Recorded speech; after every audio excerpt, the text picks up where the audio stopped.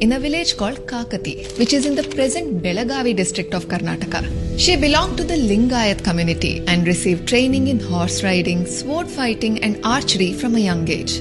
She married Malla Sarja Desai, who was the king of Kitturu at the time. After a few years of their marriage, her husband died and unfortunately her only son also died soon after that. As the queen of Kitturu, Rani Chennamma adopted her relative's son Shivalingappa with the aim of making him the heir to the throne of Kitturu. But the British East India Company objected to the adoption and ordered Shivalingappa to be exiled from the kingdom. This was done as part of the British policy Doctrine of Lapse. According to this, adoptive children of native rulers were not allowed to be their successor, and if the native rulers did not have children of their own, their kingdom would have to become a territory of the British Empire. The British collector ordered Rani Chennamma to surrender her kingdom, assuming that she would easily give up. But Rani did not, and this led to the first battle between Kitturu and the British. Kitturu forces were well prepared and fought bravely. The British forces suffered heavy losses in this battle. The British collector was killed and 2 British officers were also taken hostages by Rani Chennamma's forces. To avoid further destruction and war, Rani Chennamma negotiated with the British. She released the 2 hostages on the condition that the British should promise that the war would no longer be continued. But the British army betrayed her agreement and returned with much larger forces to attack Kitturu once again.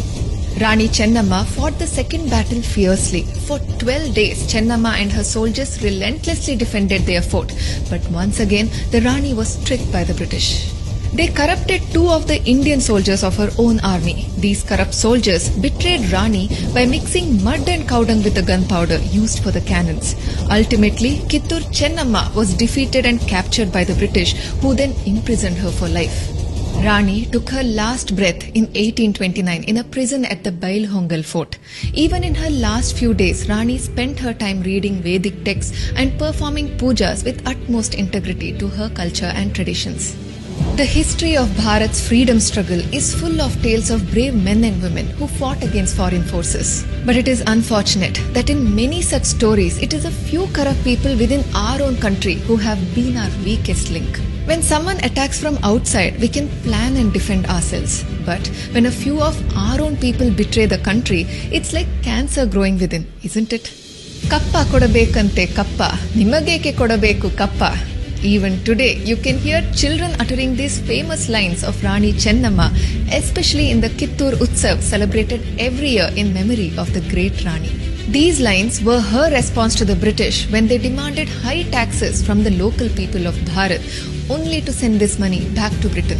Although Rani lost that second battle, there was one more great soldier who was the commander-in-chief of Rani's army who continued her battle. It was none other than Krantiveera Sangolli Rayana. In the second video of this series, we will learn about how he continues the battle after Rani. Please share this story with as many people as possible, and to watch our next video, don't forget to follow Social Rani.